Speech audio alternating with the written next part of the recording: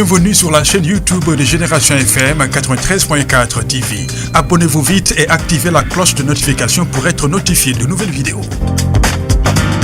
Génération FM. Info, musique, jeunesse, sport. Génération FM 93.4 à Ziguinchor. Banganga. Assalamu alaikum élèves. Et di ngeen ma baal ma commencé si français ñëw si olof daaneel si soose parce que xam naa fi soose ngeen di làkk. Voilà, je me réjouis de l'invite qui m'a été faite pour prendre la parole ici à Banganga par rapport à cette thématique qui est une thématique importante car elle traite un peu de l'actualité. Aujourd'hui, le constat qui a été fait, surtout pour nous autres qui sommes journalistes, c'est d'entendre le nom de 3 régions qui constituent la Casamance naturelle à chaque fois qu'on parle de grossesse précoce à l'école. On dit que c'est plus fréquent dans les régions de Kolda, de Sédhiou et de Ziguinchor. Pourquoi c'est axé dans ces 3 régions? C'est ce qui doit nous motiver, nous autres de la région, à changer de comportement. Parce qu'il s'agit aujourd'hui de l'activité de l'association Bambouran de tout faire pour qu'il y ait un changement de comportement. Changement de comportement, ce n'est pas seulement l'élève qui doit changer de comportement. C'est le parent, c'est l'enseignant et c'est l'élève. Quel élève? C'est l'élève qui est dans sa période d'adolescence, qui entre dans sa période de jeunesse. Pourquoi le parent doit-il changer de comportement? Nous avons constaté que les femmes ne communiquent pas trop souvent avec leurs filles. Ça, c'est un problème qu'il faut relever. Nous avons écouté l'ICP qui est revenu un peu en large sur tout cela. Mais aujourd'hui, force est de signaler que dans les familles, les mamans ne communiquent pas avec leurs filles. Et il faudrait asseoir cette communication pour que l'enfant puisse comprendre un peu les défis qui sont à relever pour qu'elle puisse échapper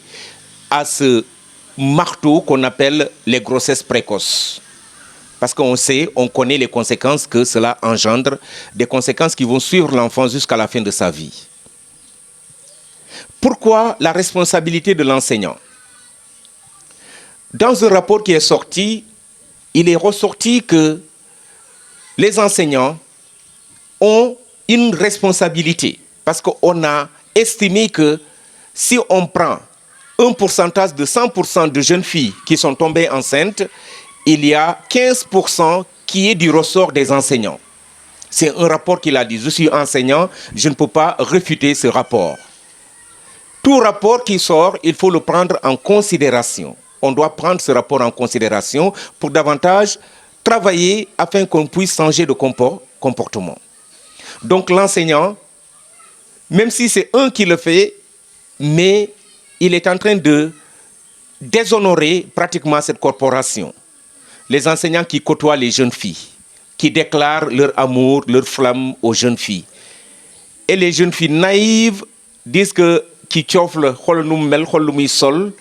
alors elles se laissent en tout cas dominer par cet enseignant. Cela aussi fait partie des causes de cette problématique. Les enfants, à présent, les enfants, les causes sont multiples. On parle de pauvreté. Mais quand on parle de pauvreté, il y en a qui étaient pauvres et qui ont réussi aujourd'hui, qui sont des millionnaires. Comment elles ont fait pour échapper? Vous pouvez le faire, c'est travailler et garder sa dignité. Elles ont su garder leur dignité. Dans le temps, on assistait au mariage. Le mariage se célébrait 2 fois. Pourquoi 2 fois? Quand on fait les 3 premiers jours, on fête parce que la fille s'est mariée, ses parents sont contents. Mais ses parents sont plus contents encore quand ils sachent que la fille était vierge. Elle a gardé sa virginité. On organise une autre fête pour continuer et pour honorer cette fille-là. Et la fille ne connaîtra jamais le divorce parce qu'elle sera respectée par son mari jusqu'à la fin de ses jours. C'est pourquoi nos papas et nos mamans ont vieilli ensemble. mais léegi loolu amatul. Ça n'existe plus. Vous avez dénigré, vous avez changé un peu le cours de la tradition, notre tradition. Vous l'avez complètement changé. C'est vous, c'est nous, les adultes, parce qu'aujourd'hui, aujourd'hui, c'est nous autres, les adultes, qui côtoyons les jeunes filles. Avec le téléphone portable, on vous envoie des messages. On se donne des rendez-vous que maman ne maîtrise pas, que papa ne maîtrise pas. On se voit quelque part. Vous trompez vos parents pour leur dire maay dem seeti sama xarit alors que yaa ngi dem si chambre monsieur Diou. Les militaires ne vous laissent pas également. Ils sont là. Ils sont les plus dangereux par rapport à nos jeunes filles. Moi, je le dis un peu partout où je vais. J'ai pas peur de le dire. Oui, et eux, ils ne restent pas longtemps là où on les affecte. C'est pourquoi ils font tout ce qu'ils veulent et ils s'en vont après. Ils s'en foutent des conséquences. C'est vous, les jeunes filles, qui devez changer et savoir que ces gens-là, c'est des profiteurs. Ngeen baal ma ñëw si olof parce que su ma continuer si français ñu bëri duñu comprendre li ma wax d'abord dama jaajëfal waa Bamburam ay association Bamburam bi nga xam ne ñoom ñoo indi activité bi fii si Bangaanga buñ ko defee c'est parce que dañoo nekk si kanam benn constat bi mooy lan mooy suñu région yi nga xam ne ñoo nekk si Casamance soo jëlee région Ziguinchor région Sédhiou ak région Kolda saa yu ñu génnee étude ñi naan fan la teel a ëmb bi gën a bëri ñu ne si ñetti région yii la lu waral loolu ndax ñun ñoo gën a dof yeneen région Sénégal yi question boobu lay laaj man en tant que doomu Casamance damay laaj ndax ñun suñu doomu yi jigéen yi ñoo gën parce que loolu la surtout militaires yi fii ñëw loolu la ñuy wax ñi amuñu dara seen bopp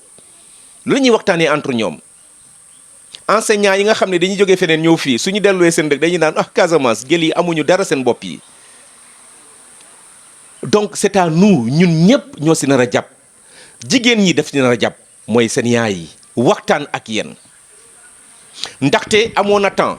soo sëy yow mii xale bu jigéen nga am jëkkër nga dem sëy dañ lay fetel pendant 3 jours mais suñu demee ba ñu xam ni yow jànk nga bu ngay dem sëy xam ngeen fi may waxee très bien yow jànk nga bi ngay dem sëy ñu defaat la beneen fête pour célébrer ni nga téye sa bopp loolu tamit dañ ci tegalaat ñetti fan yi nga xam ne dañuy lekk fecc kontaan mais loolu lan lay jur comme conséquence mooy yow mi nga xam ne dugg nga ci kër sëy dañ la fay respecter sa jëkkër du la musa wax bu bon parce que da lay respecter si ni nga jàppee sa bopp mu xam ni yow moom moo la xamal góor moom moo la xamal jigéen autant pour moi dala si respecter du la musa négliger mais sa jëkkër su la takkee mu dégg ni diw daf la doon doxaan diw bu sono la ëmbal mais loolu day wàññi respect bi nga xam ne daf la ko nar a jox yow mi jigéen loolu tey comportement suñu doom yi jigéen yi mu ngi koy yàq beneen bi ma wax mooy comportement jàngalekat yi ñoom ñoo nekk en contact ak xale jigéen ñi yóbbul ma samay bagage sama néeg demal defar ndekki sama néeg nga baleel ma ko loolu yëpp am na lu mu nekk di planifier su ma waxee man jàngalekat laa du ma attaquer jàngalekat yi pour rien mais damay wax du ñoom ñëpp mais même su dee ñu néew ñoo koy def dañuy déshonorer liggéey bi nga xam ne liggéey bu am solo bi nga xam ne enseignant ñu ngi koy def mais loolu yëpp lu tubaab di naan naïveté parce que am na ki ne fii ignorance parce que léeg-léeg doo leen xam nit ki téye la wax la man je t'aime voilà mu jox la les mots qu'il connaît moo leen gën a xam quels sont les mots forts en français mu utiliser leen mu daal di leen détourner ngeen daal di nangu entretenir relation bu secrète yow ak moom mais loolu conséquences yi muy jur bëri na su ma paree si ñooñu ma ñëw si yeneen corps de métier yi ma insister si militaires yi ñoom tamit duggoon nañu seen loxo bu baax parce que foo dem def étude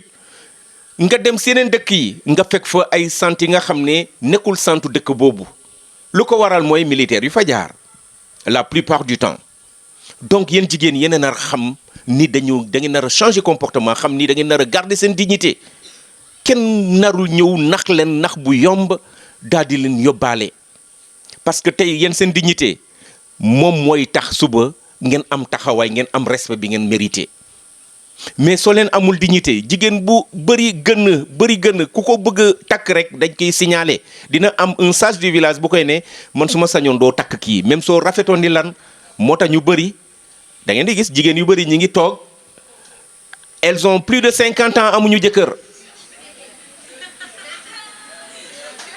da ngeen di retaan elles ont plus de 50 ans amuñu jëkkër parce que si comportement la dañ lay xool looy def ni ngay manière soo leen di wax ak seen yaay sax ngeen di regeju loolu yëpp c'est noté kay dañ koy noté ku bëgg jabar mu ñëw fekk man fii lay jàngalee su ma nee diw laa bëgg dama koy ne sama gars yi daf leen di seet si fii damay joxe information su dee sama mbokk la du ma nangu mu dugg si erreur parce que loolu après doo taxaw doo mën a arrêter soo tàmmee dugg fee soo amee sa jëkkër di nga ko continuer parce que am na de dem leen si campement Ziguinchor yi ay jigéen dañuy jóge si dëkk yi ay Adéane ay Banganga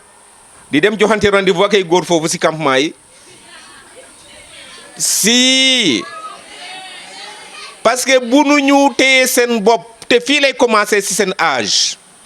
moo tax dañuy sant bu baax initiative bu waa Bambouran beneen moo si teg phénomène portable yi moo leen di désorienté ak jakartamaan yi loolu yëpp yéen xam ngeen ni man wax naa dëgg moo tax ngeen yuuxu lii balaa ngeen may ne tàccul leen ma parce que wax naa dëgg très bien soo leen ma tàcculee damay xam ni wax naa dëgg ngeen bañ a ne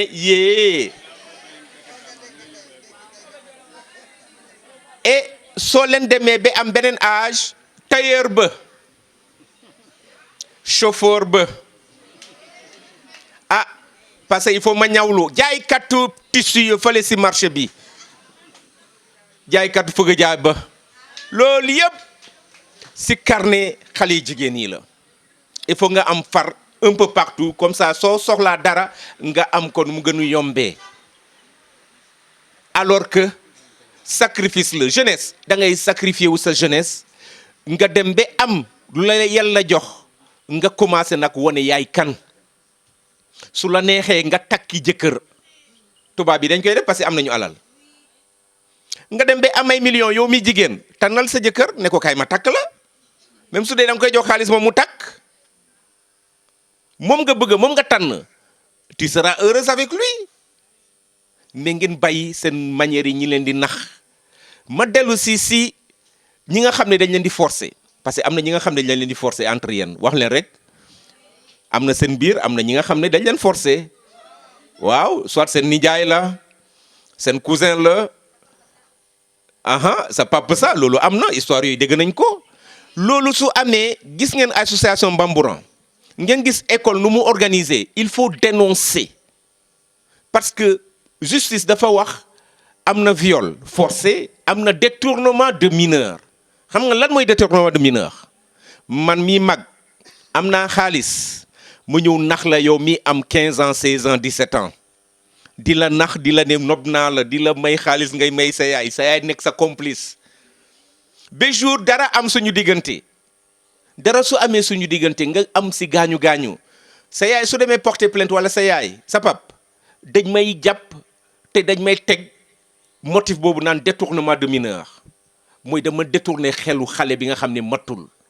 5 ans de prison la may durer man si li nga xam ne yow nangu nga man ma nangu mais c'est parce que dam la nax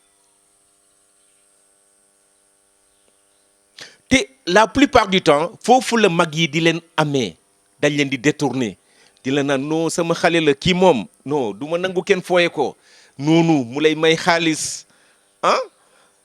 foofu lay commencer ba mu am la léeg-léeg nag seen yaay ay complice lañu moo tax seen yaay dañ nar a am taxawaay bi nga xam ne bañ a doon ay complice si lu mel nii parce que dafa jéggi dayoo tey la situation est très grave parce que conséquences yi muy jur am na feebar bu ñu naan les fistules obstétricales mooy xale bi nga xam ne da nga teel a xam góor nga teel a ëmb sa yaram moom matul sooy wasin dina am ay gaañu-gaañu sa biiru organisme yi su boobaa doo mën a téye say saw doo mën a téye say puub foo toog da ngay tooy rek kii dina si wax infirmier bi dina si wax da ngay tooy rek loolu moo koy waral te su boobaa sa jëkkër da lay bàyyi parce que lu muy dégager si odeur moo bon sa jëkkër da lay daw du la nangu jege say morom nag saa yu ñëwee nga gis ku ne am naa liggéey kër ga du dara loolu la ñuy daw loolu benn la ñaareel bi soo moytul dootoo am doom di nga dem ba sëy nga nekk ak sa jëkkër doo am doom mu jur beneen conflit entre yow ak say njëkke parce que dañuy nekk si kër yi di la jëw ñu naan kii moom am na faru rab bëri na de donc yan jigéen yéen a nar a mesurer conséquence phénomène yi grossesse précoce te foo dégg grossesse précoce feebar yaa ngi foofu mu doon feebaru sëy syphilis ak yeneen balaa ñi tudd feebaru sida loolu yëpp ay risques yi ngeen di jël la moytu leen man yàgg naa ne sama élèves yi ñamu mag da ngeen koy bàyyi ak mag yi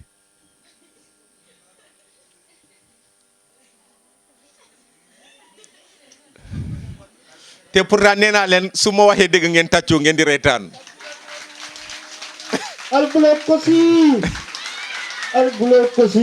Ok, merci beaucoup. Voilà donc merci fii la yem di leen jaajëfal di jaajëfal waa association. nga xam ne en général moom mooy abouti ci wàllu justice parce que mun nañ ne infirmier bi di nga xam ne moom mooy recevoir la plupart des cas donc am na taxawaay bu mu ci war a taxaw bi nga xam ne état bi da ciy jël ay responsabilités parce que c'est des violences yoo xam ne nit ki waruñu ko bàyyi noonu rek di ko seetaan à chaque fois muy yàq des générations et des générations parce que élèves yi nga xam ne dañuy subir violence yooyu en général yu ci bëri dañuy arrêté jàng moo xam verbal la physique la wala sexuel et autres yu ci bëri dañuy arrêté jàng donc moo tax ministère de l'éducation waru ko mun a bàyyi noonu rek moo tax ñu ne ñu digal ñu aussi ñu répatrier ko ñu fexe ba nga xam ne yooyu yëpp dañuy xam kan ak kan la ak nan la amee bi nga xam ne yoon dina ci teg ay daan donc su ko defee ñu mun a éviter violence yooyu au niveau des écoles parce que du fekke du ne professeur bi du defee dara rek la yoon di taxaw mais entre élèves sax yoon dafiy taxaw parce que nit ki su la dóoree wala mu jam la wala mu gaañ la am nga yoon may na la yoon parent d'élève bi fu mu mun a jaar ba ki nga gaañ ñu teg ko ay daan donc moo tax élèves yi aussi war nañ mun a def très attention ci cas yooyu ak quel que soit nit ki lu mu la def élève bi lu mu la mun a def y a des surveillants y a des professeurs déjà am nga professeur sa classe war nga ko mun a wax parce que da ngay gis ay menaces yoo xam ne dama wàccee dinaa la koj fii dama wàccee dinaa la dóor xam nga c'est des formes de violence te yooyu élève bi war na ko mun a signaler bi nga xam ne professeur bi dina ko régler su ko munul mu dem ci surveillant bi ba ci principal bi donc am na yoon bu muy jaar soo wàccee nga wax ko sa yaay aussi tamit am na droit mu xool nu muy protéger doom yooyu yëpp c'est des formes de protection xam ne ma yaay bi parent d'élève bi war na ko mun a surveiller doomam parce que sa doom wàcc gaañu xoosu xamoo lu ko gaañ mu ne la dama doon xeex dama doon bëre war nga mun a xam yan façon la parce que en général dafa nekk li nga xam ne day tax xale bi dootul concentré wu en général moyenne yi mu lay indil du baax parce que élève bi du ne dafa nul sax mais dafa am pression bu muy subir ci école bi nga xam ne da koy permettre mu bañ a concentré wala muy absenté parce que du dee entre professeur en général élèves yu ci bëri dafay absenté mais da ngay gis ne absence bi du caaga neex élève bi moo ko bëgg, mais dafa am pression bu muy dund ci école bi moo koy permettre muy def absence yooyu. moo tax parents d'élèves bi surveillance bi aussi def ci am solo trop mu ñëw école bi aussi professeur bi surveiller ko. Nous en tant qu'agent de santé ñun aussi dañuy recevoir des cas à l'hôpital, par exemple des cas de viol. su amee maman bi lu muy njëkk a gis mooy day jaaxle, day ñëw hôpital. su ñëwee hôpital bi aussi tamit ñun am nañ ay registre, dañ koy enregistrer, mais du tee dañ koy defal soins yi nga xam ne moo war. loolu moom quelle que soit nature bi ñun dañuy def suñu liggéey mooy ñu defal ko ay soins, traité ko, orienté ko, su waree dem ba Ziguinchor mu ñu yóbbu ko foofu, ñu traité ko foofu, faj ko ba mu wér. li si am nag mooy après loolu parents d'élèves bi en général moo ciy jël décision, mais yu si bëri dañuy gis ne du aboutir. c'est des problèmes yoo xam ne nit ki daf koy dañ naan nañ ko suturaal, diw la wala néew la, xamante nañ, fii lañ dëkk, ñoo bokk kër, en général nañ ko suturaal. yooyu day répété wu souvent ci cas yu mel noonu ba nga xam ne du sori. buñ ko amee ci en milieu scolaire dañ koy nëppal mu fexe ba mu yem fii. loolu aussi tamit war nañ ko mën a bàyyi, ñu fexe ba nga xam ne nit ñi nga xam ne ñooy def yooyu ñu yoon dal seen kaw, parce que les lois sont là pour ça. état bi prévoir na genre cas yooyu mel ne yëpp. loolu responsabilité bi nga xam ne l'infirmier chef de poste, les agents de santé communautaire ñëpp am nañ ci responsabilité. en général il y a des programmes yi nga xam ne dañ naan la bàjjanu gox bi dañ ko war a signaler, moom rôle daf ko ci am. dafa war a fexe bi nga xam ne bépp cas bu am na yoo xam ne du egsi ci hôpital, dañ koy bàyyi ci kër gi, mais bàjjanu gox bi moom war na ko mën a fexe bi nga xam ne yoon dina ci jot. yooyu yëpp c'est des formes yu nga xam ne dañ koy lutter pour ces violences, ñu sécuriser xale yi, parce que jeunes filles yu ci bëri dañuy bàyyi jàng parce que c'est des cas yi nga xam ne yëpp ñu ngi ko amee ci école bi, entre élèves, entre professeurs, entre autres. Il y a des même ñi nga xam ne duñu professeur dañuy dugg ci école bi, fexe bi nga xam ne xale bi war a jàngi ñu yàqal ko jàngam. donc c'est des cas yoo xam ne dafay am koo xam ne peut-être mais élève la mu ngi jàng, mais li ko dal wala violence bi mu ngi koy amee ci yoonu école bi. fi muy jàngee duy jàngi ci yoon bi mu di dajante koo xam ne daf koy menacer tout ça, wala da koy teg ay forme de violence sexuelle wala verbale, physique. yooyu yëpp c'est des cas yoo xam ne agents de santé communautaire yi, donc les relais, les parents d'élèves ñoom ñoo ko mën a fexe bi nga xam ne nit ñi mun nañ ci jot, répertorier ko ba nga xam ne ñun dinañ ci jot. parce que c'est des formes yoo xam ne professeur bi yëgu ko, parce que élève bi duy jàngi këram lay déparé, mais avant muy egg ci école bi am na forme violence yooyu professeur bi mënu ko gérer. c'est les parents d'élèves, les relais, les bàjjenu gox, ñoom ñoo ci war a taxaw, les parents d'élèves, parce que c'est des formes yoo xam ne en général dañ koy gis en milieu scolaire. parce que du ñu waxee milieu scolaire, c'est pas dans l'enceinte de l'école, c'est les alentours. xale bi ba muy jógee këram ba muy wàcc ba école di tëj,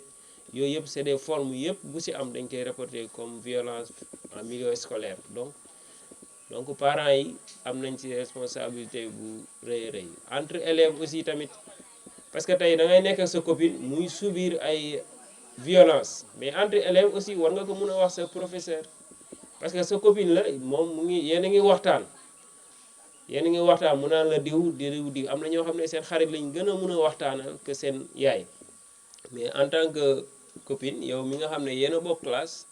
nga gis ne kii kat ñu ngi koy teg ay problème ci école bi, war nga mën a dem ci surveillant nga expliquer ko.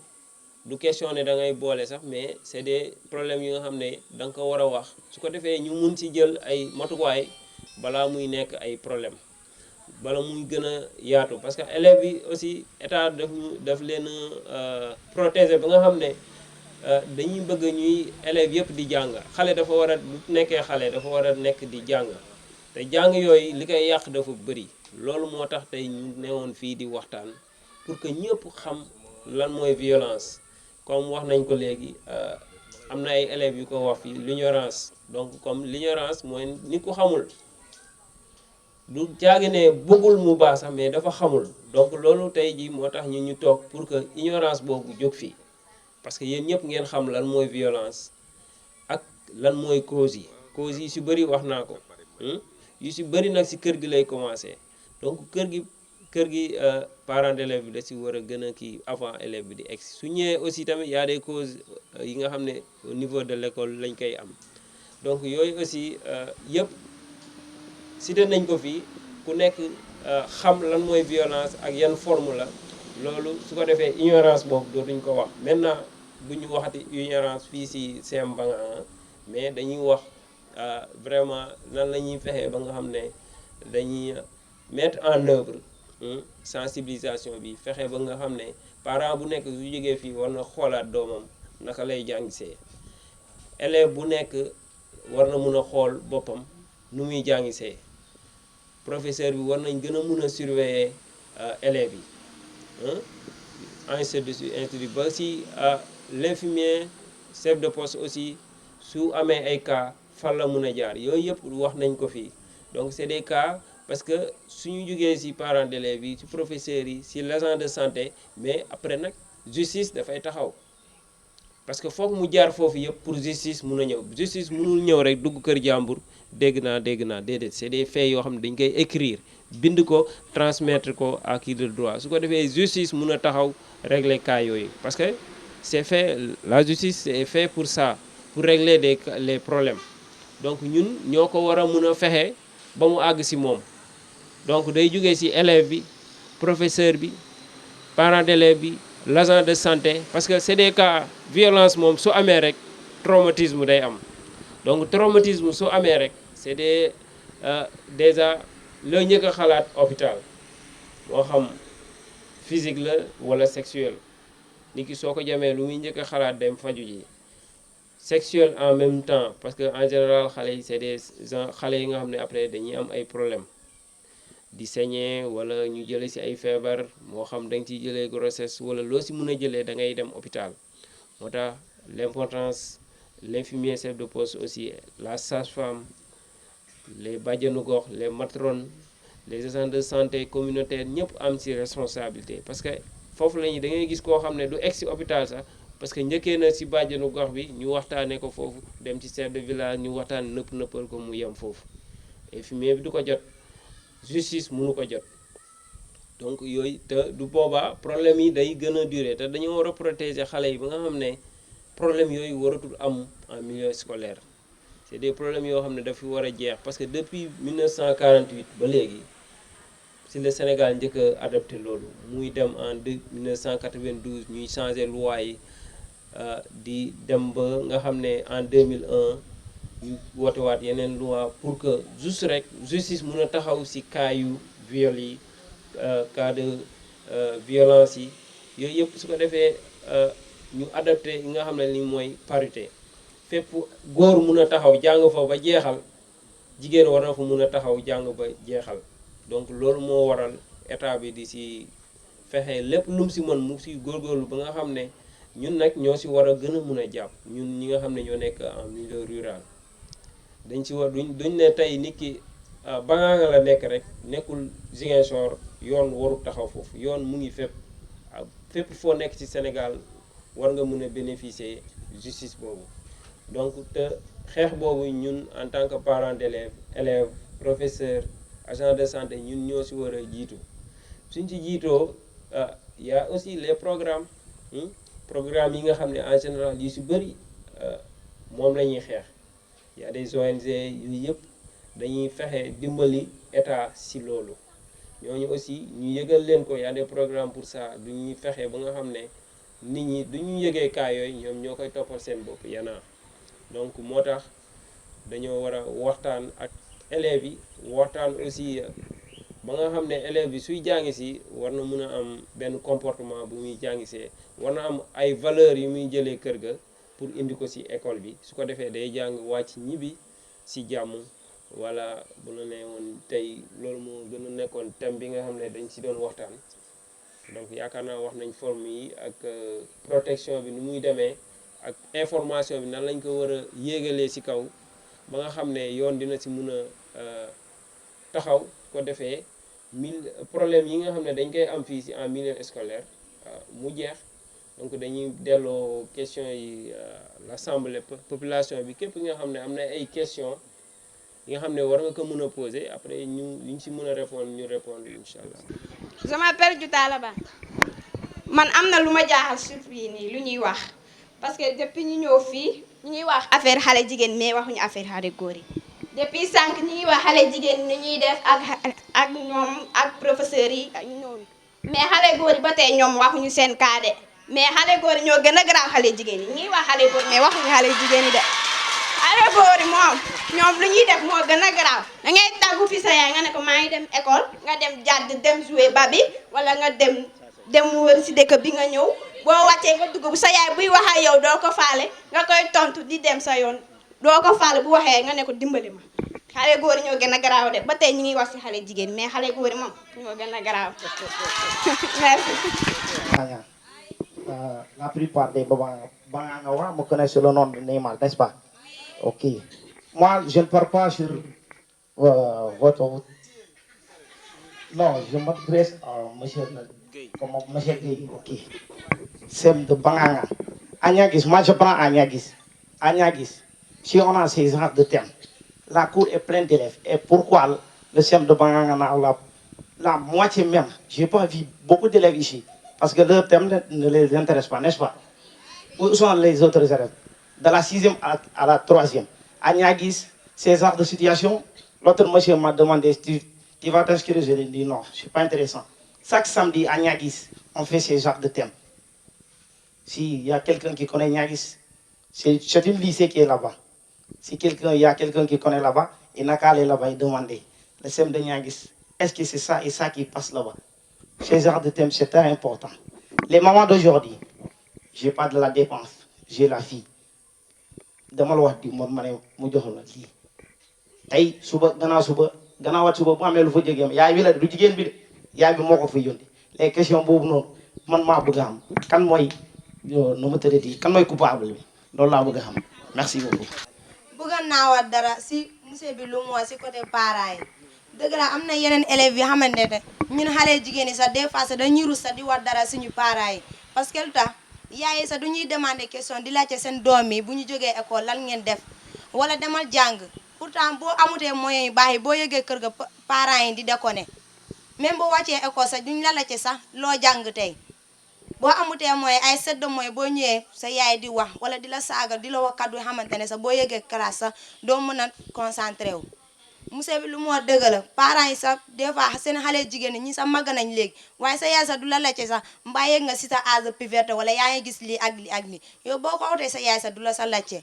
yaay buy laajte sax seen doom yi sax quelques parents yi la.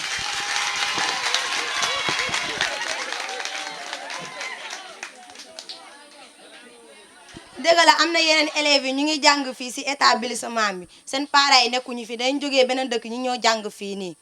mais dañu beneen parent bi du occupé xale bi parce que juruma ko du loolu parce que sa kër la nekk danga ko naan laajte yow si li nga nekk lan la bu jógee école nga laajte ko buy jàng nga laajte ko lu muy jàng buy dem école sax nan nga taxaw sax nga wonal ko nu muy demee école waaye léegi parents yi sax léegi sax quelques parents yi ñoo ko waaye ñu fa des yëpp parce que lu dañuy ne jànguma mais du kese nga ku jàng rek moo nar a toppatoo doomam yi wa si Neema lu mu waxoon dëgg la xale dëggal parents yi ba léegi sax guddi sax xale bu jigéen bu toogee muy jàng mu ne ko kaay ma yóndi la bitig bu demee bu yàggee parent bi ñëw mu déconné pourtant mun na dem mu tasaag xale bu góor si yoon bi mu taxawal ko foofu noonu xale jigéen léegi ñun sax ñun ñooy fautif bi léegi parce que ñun ñett bu ñu demee bu ñu tàggoo yaay damay dem soirée boo yeggee si biir salle bi nga jaar feneen ñun la de du parents yi Neema li nga wax dëgg la parents yi am nañu si responsable mais xale bu jigéen bi sa bopp bi dafa nar a fees. Merci beaucoup. Je me nomme Saliou Balde. Je suis le président du membre gouvernement scolaire. Non bi tour maire laay waxal ak xale yu jigéen yi parce que xale yu jigéen yi ñoom ñoo gën a ñàkkaloo seen bopp fayda benn bi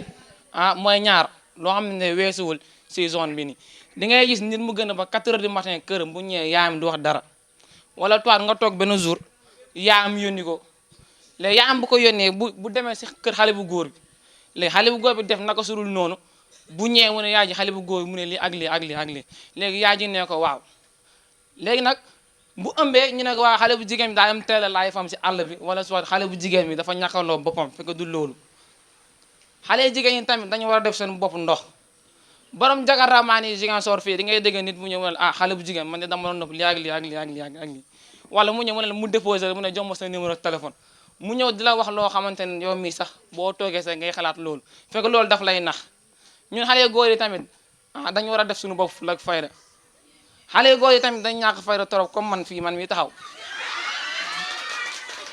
duma leen ko nëbbëre xale bu góor di nga am fulla am fayda sa bopp maanaam ne mun a gis benn xale mu nga ne ko dama la nopp tey suba nga ne ko yow kañ jàdd fii nii suruku bi loolu la fay dem def léegi après xale yi jigéen ñi muñ toogee foofu noonu ngeen di waxtaan après boo leen fa toogee nga ne ko baay comme te léegi guddi na comme te saa déxuloo jox benn bus wala nangam sangam nga pare si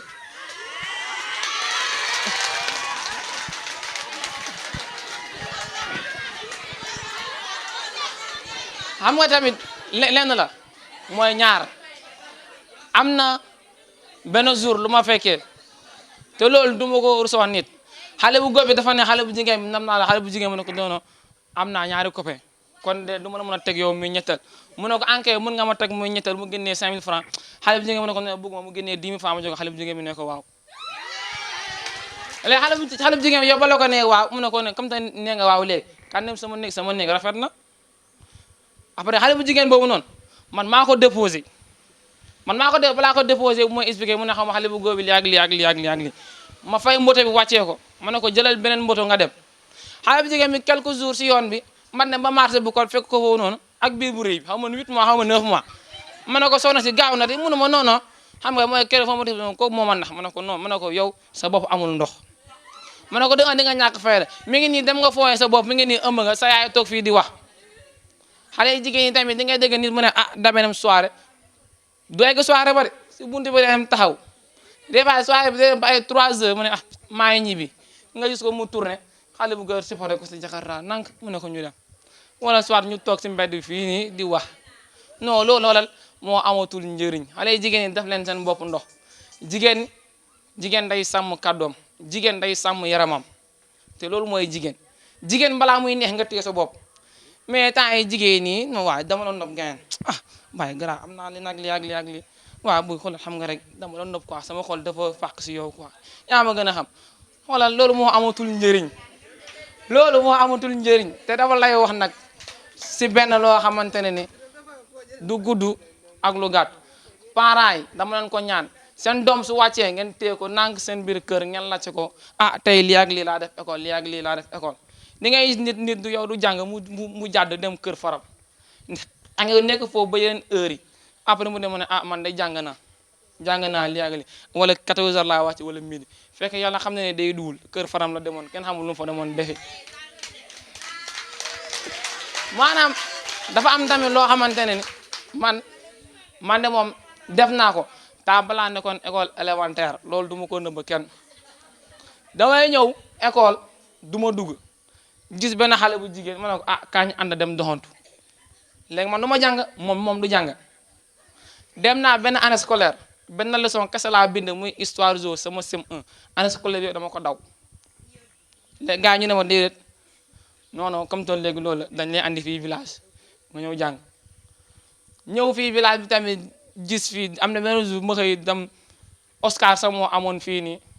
xale jigéen ñi nekk si biti ak xale góor yi di mbele yow kii bu solee fant mu ne déedéet sa bos garaawul am na ñeneen sax ay kiwi saar sax la ñuy sol di ñëw loolu mooy lan am na ñoo xam ne ay crotep seen ween yëpp si biti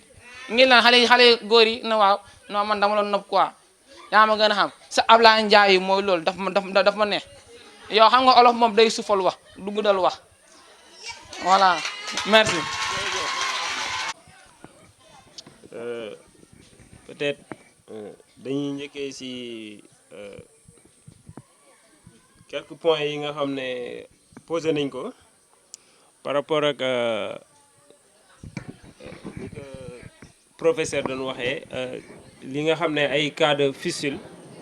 des fois dafay dal xale jigéen ñi nga xam ne dañuy am grossesse précoce. fistule yi soo leen ko comme ni mu ko expliqué rek da ngay gis ne butitu njurukaay bi nekk dafay tuuti bi nga xam ne xale bu jigéen bi nga xam ne matagul su jëlee grossesse da ngay gis ne duy accoucher day xat bi nga xam ne fi nga xam ne fa la doom bi war a jaar ak fi urine yi nekk saw fi mu nekk ñaari benn yoon la rek day toj léegi su demee fissure day xotteeku léegi au lieu saw bi di jaar fi mu war a jaar day jaar ci butitu njurukaay bi di génn ci kanamu bu jigéen ki donc parce que grossesse précoce bi xale bi attanu ko ba pare 9 mois yi après mu war a wasin donc comme sa yaram matagul bi nga xam ne war nga jël grossesse mooy waral nga am problème yooyu fistule yooyu su ko defee nag saw bi dootu jaar fu mu war a jaar sa kanam lay génn foo nekk rek da ngay am odeur yooyu c'est des cas yi nga xam ne dafay am donc mooy comme fistule yi mu doon wax moo tax grossesse précoce yi ñu koy éviter ci jeunes filles yi. beneen bi y a des maladies aussi yi nga xam ne wax nañ ko yi nga xam ne comme ay feebaru sida et autres maladies sexuellement transmissibles yi nga xam ne sooy def rapport sexuel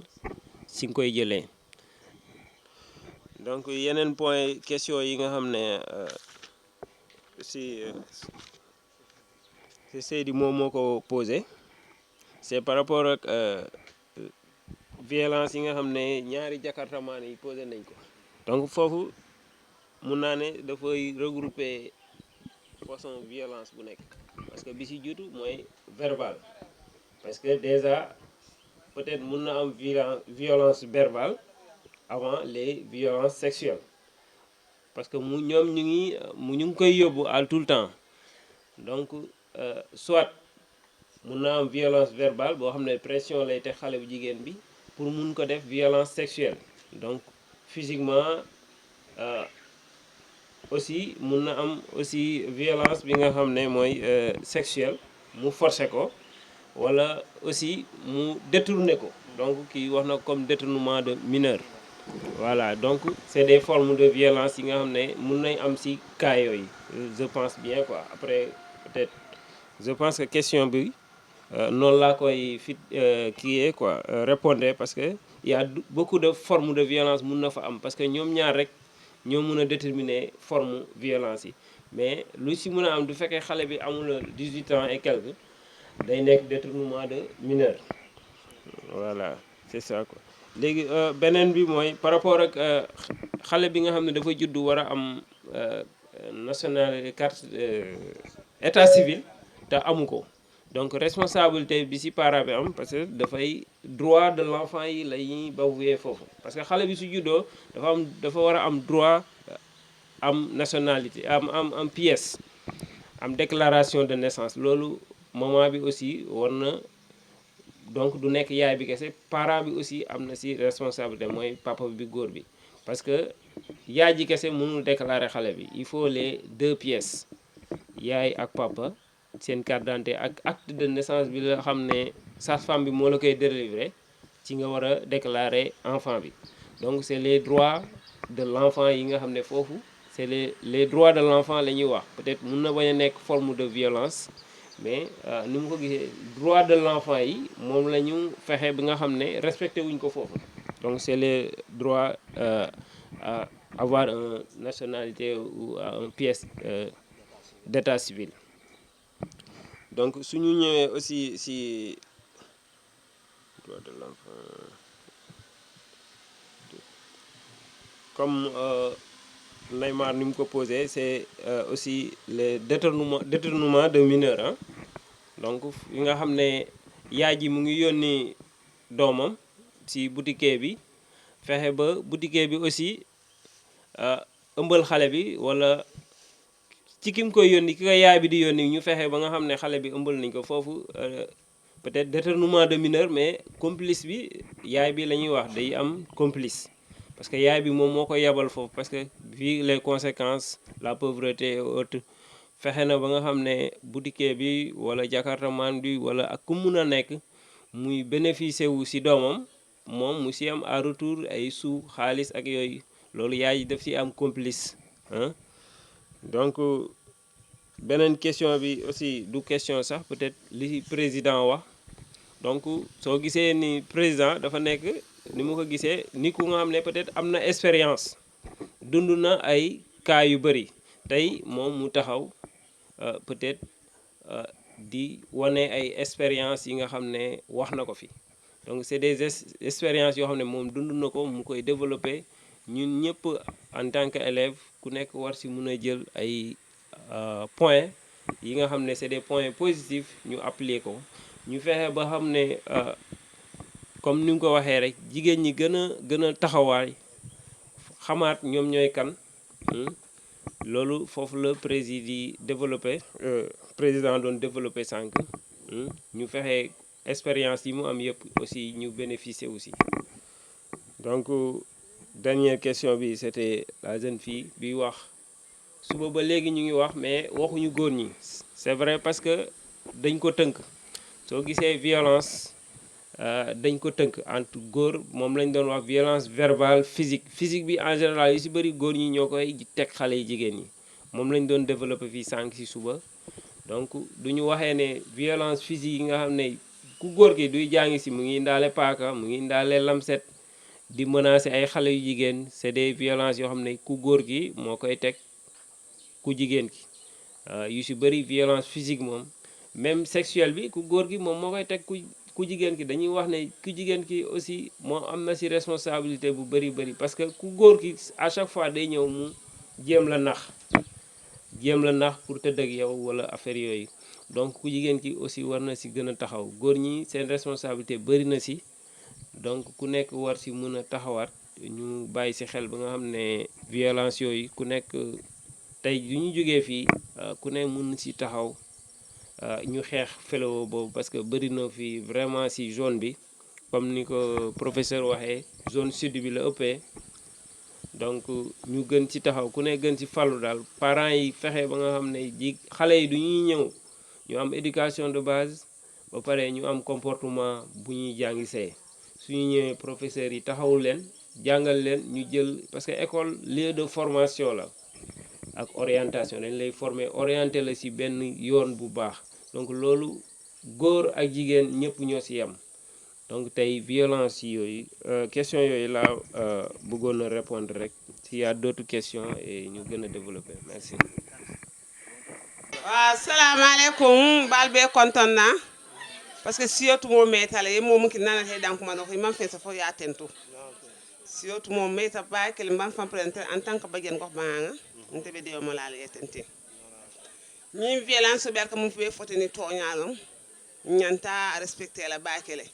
mais mun en to lokulu ro ngi bi aya dukini aya ko len to la karola fenta ya fana bi jele parce que ni fenta eta la so kono e man fengo soto fengo me beng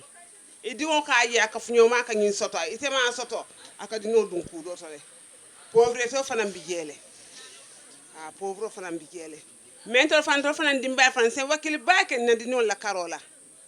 dino éducation bi école to te birin so ko yenta éduquer la gelto na la éducation kendo na école to mais ne diwo jube ko nga yin faya bi ko ya layele ya tinya so ko na tinya école to sini sama na tinya école enseignant wala ma or ko ite fango ile diwo yende bo école to birin so manda na la kaye fay so manda fa na bal kaye fan jube tal na bangi natal na kaye la ndami or école 8h par 8h la kala kaye ni pour ka samba or ko dino ngi na jenti na école ngata tango so la pra so ko na e karan ay révision ke ni révision parce que ni deuxième semestre bina révision ngata kala mais dino bebe concentré ni télétélé ni portable lolto ntol ba ntol ngata dino forcer la ba ke mun sanna pour na sama mais ni ko di won ya ju ya nyalanto la mun be ni mun fa be ko ya layle ite di ta kulula e di wa kulu ko mi jaw pour sama na fa e fan na fa on tele ko moti ntol ba ngam wakili fam fa dino la karo momo ba fo la kambana mo ba fo la di sunguton de la ndela ko momi munti amunta ko nta ba fo la sunkutollo di musolo kantu di musolo la fina fe on le siata di musol alfal ka mundi la buke si danir la ay chahano leke sober la le se sorna le sobe yake ni inatla tabirola i koy bela tabirola i mankosa i batngata dani ni ya dani yeso ni sama ndi eddugo ke ita kosan sam fana mbita dan lale ba ni na te be tabirola i manko soto be mun kela ma vitata dani i kay ko asan walla masoto sama basanna danir la wo sanaro leke sobe tiyo wala sorlati di musol ni e famuta ay alfal kamin dila ni o yesi in la tela samala di kamani te turbulela ntenga wodorne sotombe mu fola ye famuta alal famuta cérémonie bu mag la chef de village war na fi toog maire war na fi toog surveillant war na fi toog professeur war na fi toog élèves yi ñoom ñëpp war nañu fi fees salle bi est-ce que fii lañ ko war a organiser wala du fii ma yaakaar naa ne du fii waroon na mun a am centre polyvalent comme ñëpp ñi fekke ko violence c'est vrai que violence dafa sew boo ko mënee expliquer ko faram-fàcce ko lan mooy violence dafa compliqué violence bi yemul fii ci école bi kese lu ko jur dafa yaatu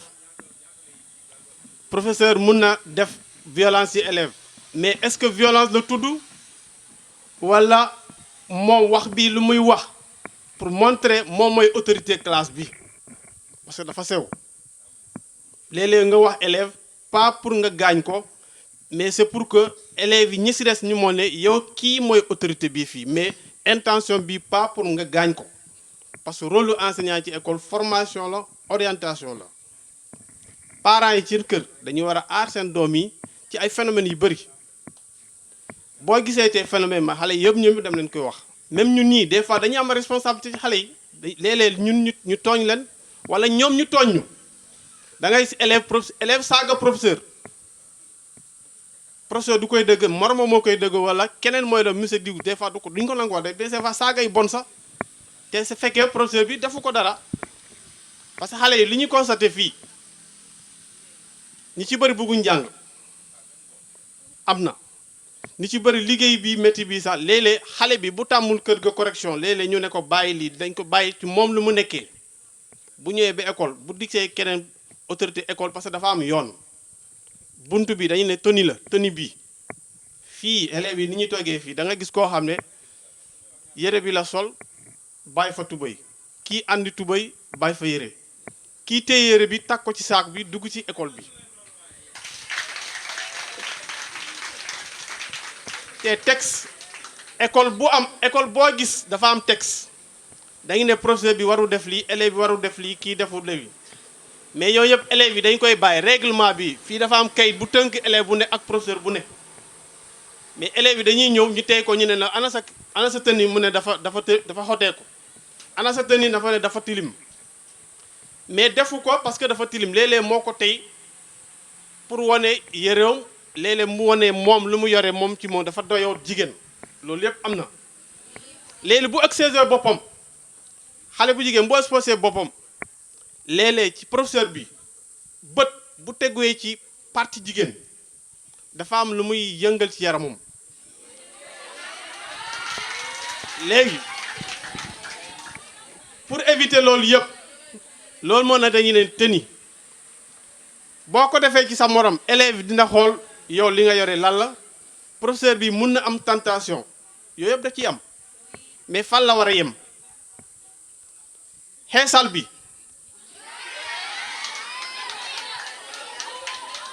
bi boo demee école élémentaire CM1 C2 C1 élèves yi romb fii ñu leen gis ñu bëri ñu ngi ci xeesal boo duggee ci xeesal cela veut dire yaa ngi woote xale bu góor bi ci yow ñi dem lycée des fois ñun dañuy gis fi xale boo xam ne fii la jàngee bu dem lycée seconde première mais boo ko gisee da ngay yéemu lu mu def ci yaramam ci xeesal mais boo defee xeesal parce que yow da ngay woote nit ñi ñëw ci yow bu ñu ñëwee ci yow lan la ñuy def ci yow loolu yëpp bokk na ci violence bi entre professeur sax léeg-léeg day am violence mais yow doo ko yow leen yoon doo leen ko gis day am problème day am violence enseignant bi normalement pourcentage ci travailleurs yi Sénégal yëpp militaires yi enseignant bi dafa stressé dafay bëri stress c'est-à-dire xale day jaaxle boo defee devoir da ngay naan noonu ñii lu tax amuñu moyen da ngay jaaxle da ngay am stress da nga bëgg ñoom ñëpp ñu am moyen mais ñi amul moyen lu tax nga am yooyu yëpp da ngay def jaaxle sa problème sa kër sa problème yaa ak sa jabar sa problème dépense yooyu yëpp da koy bokk mais boo dugg ci classe bi da ngay gis élève boo xam ne mu dóor moromam au moment yow nga bind fii ñoom ñëpp li ñu dugg see pour jàng da ngay gis kii dóor moromam ñu ne monsieur kii def na nii kii génnee parfum seen saak yi dafay am parfum kii génnee parfum nga dëgg xeet bi kan la ñu la diw la du man yow mi heure bi ngay ñëw pour jàngale finalement da ngay am problème tu seras obligé parce que classe bi dañ la naan il faut nga maîtriser classe bi munooy jàngale classe boo xam ne kii day wax fale kii wax fale taisez-vous kii mu ciy fatu kii day bu kii def nii parce que yow classe bi dafa war a dal nga mun a jàngale léeg-léeg loolu mooy andi nga ne ko taisez-vous kii nopp lii kii def lii loolu mooy andi des fois professeur bi day dem ba mer mun na la génnal parce que boo génnul moo du mun a jàngale correctement te loolu gënu ko le fait que mooy la génnal gënu ko da ngay gis a xale yoo xam ne tey de xale wax naa leen ma la agropole bii balaa mu egsi nañu waxtaan agropole bi balaa mu egsi wax naa leen ko ñoo ñëpp ñu ngi nii bu egsee problème yu bari lay jur fii ñii dinañ ñàkk seen sëy kenn ñaanu ko xale yi comme yéen ñii dina leen ëmbal du professeur nappkat yi nekk fii am na ñoo xam ne xam nañu góor du professeur lañu ko xamee ci nappkat ci dawalkat jakarta ci joueur navétane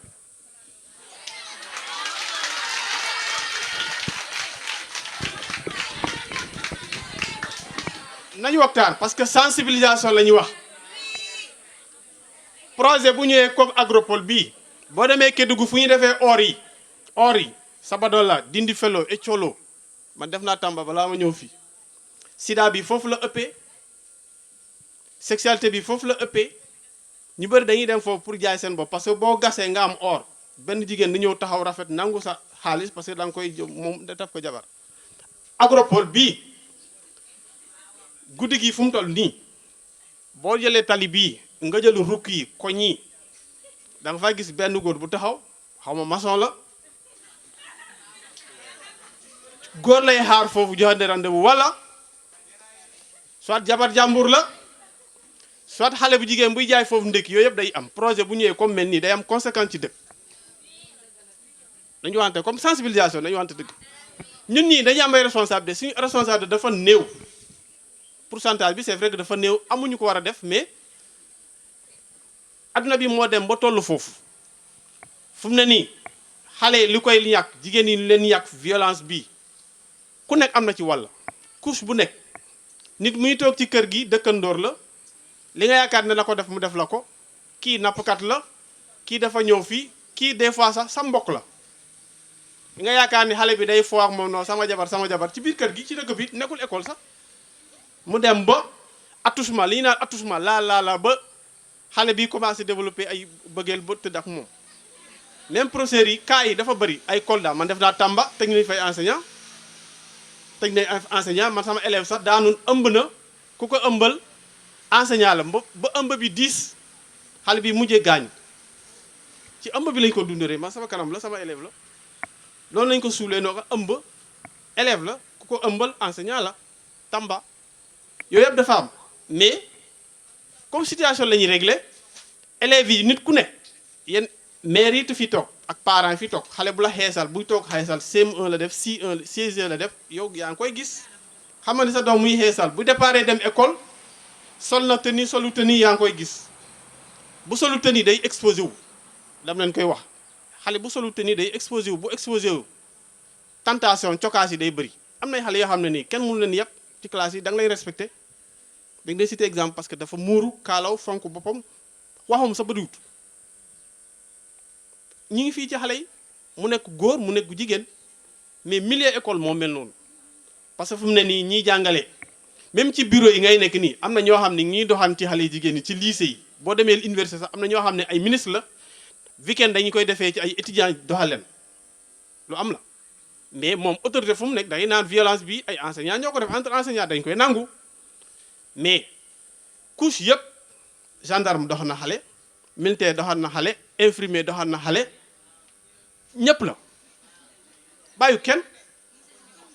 c'est tout le monde ñëpp la léegi couche école bii am na ñoo xam ne li fi ñu xamee góor du ci enseignant du ci élève ci dëkk bii la wala ku ko def sax du enseignant du élève keneen moo ko def ba xale bi xam lan mooy góor ba tàmm ko fu mu toll dégg bu ko da koy soxla donc responsabilité dafay yaatu suñ société bi moo mel noonu responsabilité bi ba ci journaliste yi sax xale yi jemme te journaliste la ba ci journaliste ñun ñëpp da ngay def auberge yi nekk Ziguinchor man ànd naa jigéen muy dem marché bokk taxi jaar ci auberge nar a continuer marché bu bëree marché dellu kër ga togal dama ti jëkkëro nekkul Ziguinchor taxi bi wàccee ko ci buntu auberge man mu continuer ak man ba gis ko yëpp dafa bëri phénomène mais tey lu ci gën a soxla mooy milieu scolaire ñun dañu am responsabilité xale yi dañu leen orienté mais surtout parents yi aussi nawet jot na parent boo bayul bu dee bayoo ñambi bu dee bayoo jaabere bu dee bayoo mbokk pour déwoon école bu tijjee xale yi dañuy ñëw école xiif cantine amoon na fii bu dee defoo ko xale bi day exposé wu c'est pas parce que monsieur may ma lii xale bi dafa bëgg c'est parce que dafa xiif te bu xiifee il faut mu lekk bu njàng tentation yooyu xale bi tegu ko boppam projet tegu ko boppam mais parent moo ko teg boppam parce que parent bi liggéeyul nawet pour bañ a xiif loolu moo tax bu njëkk ba parent da nga gis parent mu jiw orange mu jiw fii mango mu jiw fii lii nawet mu fee mu bay tuuti mbokk tuuti ñambi tuuti patate parce que école bu tijjee bu baxale xale bi nu dem l'école parce que mu am dignité nit bu amee loo am dignité boo xiifee dafa da ngay dugg ci loo xam ne naka su dul noonu agropole bii loolu moo tax le chef de village war ko fekk. xanaa di remercier ñëpp rek ñi fi toog surtout les élèves ñi nga xam ne répondre nañ tey convocation bi parce que nekk na loo xam ne lu am importance la parce que tey yéen ñi da ngeen am benn jàngat bi nga xam ne da ngeen koy am ci violence yi par rapport ak ñi nga xam ne nekkuñu fi donc da ngeen di fexe aussi yéen ñi nga xam ne yéen a fi nekk ngeen gën a relier l'information par rapport aux autres parce que ñeneen ñi ñëwuñu dañuy xam dañuy nekk ci l'ignorance bi ngeen doon wax léegi mais yéen yi nga xam ne tey xam ngeen aussi ngeen gën a waxtaan aussi seen xarit yi seen di sensibiliser doo gisee muy def ay acte aussi nga gën ko informer rek waxtaan ko wax li mu fi jëlee woon parce que tey jii lu nekk wax nañ ko fi ku nekk jàpp ci dara loolu aussi yéen ñëpp ngeen nekk ay relais pour cette information donc beneen bi fi may tëjee aussi fàttali rek ay yi nga xam ne en tant que agent de santé ñu ngi koy jànkuwanteeg fii ci dëkk bi lu ci mel ni vaccin yi nga xam ne sont disponibles te nit ñi jël ci wuñ ko donc yi nga xam ne mooy comme vaccin Covid bi c'est toujours disponible yéen ñëpp war ngeen ci ñu ci bëri war nañ ko am fii à partir de 12 ans ñu ci bëri ëppal nañ 12 ans 15 ans te ñëw ñuy jël ci vaccin yi te les vaccins sont toujours disponibles feebar bi mu ngi fi ba léegi jógu fi beneen vaccin bi nga xam ne aussi mu ngi fi muy cancer col de l'utérus loolu c'est des vaccins qui sont disponibles donc ñu ngi koy jël entre 9 ans 13 ans 14 ans surtout les jeunes filles doo gisee cancer de col de mooy mu lañuy wax feebar bi nga xam ne mooy am ci butitu njurukaay bi loolu c'est des vaccins disponibles ici ñu ngi def ay efforts pour nit ñi jël ko mais daan nañ ko def ci école yi mais avec les parents d'élèves certains sont refusés que duñ ko mën a jël donc c'est pourquoi activité boobu mënatuñ ko def ci école yi parce que suñu ñëwee pratiquement duñu am cas koo wax mu ne papaam bëggul yaayam bëggul donc yooyu aussi parents d'élèves yi war nañ ci mën a gën a waxtaan parce que les vaccins sont disponibles ku nekk xam na fii cancer cancer bu nga xam ne day nekk ci butitu njurukaay bi bépp maman bi nga xam ne xam na ko fii te ces vaccins sont disponibles ci poste bi mais vaccin yi ñu ngi fii dafay yàqu parce que doo gis koo ko def am na quelques filles yu ko fi jël surtout à HLM am na ay quelques filles yu nga xam ne ñu ngi koy vacciner foofu mais yeneen bëriwul ah donc parents yi aussi mun nañ képp nga xam ne am nga doom bu jigéen bu am 9 ans war na mun a ñëw jël vaccin boobu les vaccins sont toujours disponibles yeneen yi mooy c'est des maladies yi nga xam ne sont disponibles feebar yi nga xam ne ñu ngi koy gis ci zone bi notamment à Ziguinchor su mel ni des cas de rougeole yooyu aussi dafa commencer di développer ci dëkk bi donc moo tax xale boo leen gis aussi mu am ay réaction allergique di woxatu am ay picc yaram bi di tàng yooyu aussi war ngeen ko mën a indi ñu mun ko saytu parce que feebar bi léegi mu ngi fi bëri parce que xale yi duñu vaccin ñu bëri da ngay am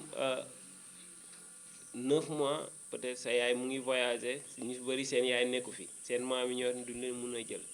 ñun ñu ngi def ay stratégie di rattrapage à chaque fois mais chaque fois mënuñu nekk di toog di rattraper alors que moment yi suñuy ñëwee rek dinañ fexe ba nga xam ne xale yi dinañ jël vaccin yi parce que feebar yooyu moom la ñuy wax feebaru ngas donc dafa commencer di bëriwaat ci Sénégal polio bi aussi mu ngi fi mu ngi commencer di génn en général ci Sénégal mais Ziguinchor actuellement ñu ngi enregistré ay cas de rougeole donc maman yi war nañ ci war gën a xool parce que en général c'est des moments yi nga xam ne dañuy jàng duñ mën a respecter calendrier vaccin bi comme niñ ko waxee donc les parents d'élèves yi nga xam ne tey jii ay maam lañ ñoom ñoo war a gën a surveiller xale yooyu pour ñu mën a ñëw jël ci vaccin yi les vaccins sont toujours disponibles donc information yooyu laa gënoon ni naa ko tëjee waxaale ko population bi ñu yóbbaale ko ci vaccin yi nga xam ne disponible na te mu ngi yàqu fii ci hôpital bi te xaalis bu bari lay jar ku nekk mun ci mun a def waxtaan ku xale bu jigéen bu fi am plus de 15 ans am nga rakk peut-être bu jigéen buy de am 9 ans les vaccins sont disponibles ñu fexe jël vaccin yooyu pour ñu éradiquer maladie yooyu yëpp moustiquaires yi nga xam ne tey ñu ngi koy distribuer depuis bërki démb aussi ñu takk ko ñu fexe ba nga xam ne képp kuñ ko jox rek nga utiliser ko parce que ça coûte de l'argent xaalis bu bari la même du fekkee dañ leen koy may xaalis bu bari la ci état financé ay milliards parce que Sénégal gi yëpp doo ko buggee ku nekk nga may ko moustiquaire te moustiquaire yooyu dañ koy transporter Dakar ba ci poste de santé bi donc c'est de l'argent donc ñu fexe ba utiliser ko su ko defee paludisme jógee ci zone bi parce que daaw ba nga enregistré na 76 cas de paludisme poste de santé bi rek 76 cas ñi nga xam ne dañoo am palu donc loolu c'est beaucoup waxuma la nag yeneen zone yi donc moo tax moustiquaires yi ku nekk daf ko war a takk yow soo feebarul di nga gis sa rakk bu feebar wala ku nekk maman bu ne fexe ba ñu utiliser moustiquaires yi nga xam ne état dina na ci xaalis su ko defee mu mun a jariñ population bi jariñ seen bopp parce que ku feebar di nga dépenser xaalis bu bari même si le traitement est gratuit mais aussi c'est de l'argent bi nga xam ne maman bi daf koy utiliser wala papa bi pour que mu mun a faju correctement donc foofu laa doon tëjee rek di remercier monsieur Camara ci activité bi merci beaucoup merci. Voilà, merci. Voilà, auditrices et auditeurs, chers internautes, merci de nous avoir suivis au cours de cette émission qui, je rappelle, s'est tenue au CEM de Banganga, une séance de sensibilisation qui a porté sur une thématique d'une importance capitale, j'y arrive, c'est sur le renforcement de la sensibilisation sur les violences en milieu scolaire et la protection de l'enfant à travers le programme Radio École. Nous avons choisi ce jour Banganga, le CEM de Banganga avec la collaboration de l'association Bambouramba et vous avez entendu donc les élèves qui sont aujourd'hui, peut-on dire, imprégnés par rapport aux comportements les meilleurs à promouvoir pour échanger échapper justement aux fléaux qui sont des fléaux qui sont en train de perturber un peu l'éducation de beaucoup d'entre eux. Aussi, beaucoup d'autres thématiques ont été soulevées au cours de cette émission. Nous remercions Bamboramba, nous remercions l'ICP de Banganga, nous remercions tous, en tout cas les collaborateurs, et en particulier nous remercions Xavier Mendy qui était à la caméra. Et à la présentation, c'était votre ami et fidèle serviteur Amadi Khalilou Djemi. Je vous donne rendez-vous pour une autre émission très prochainement.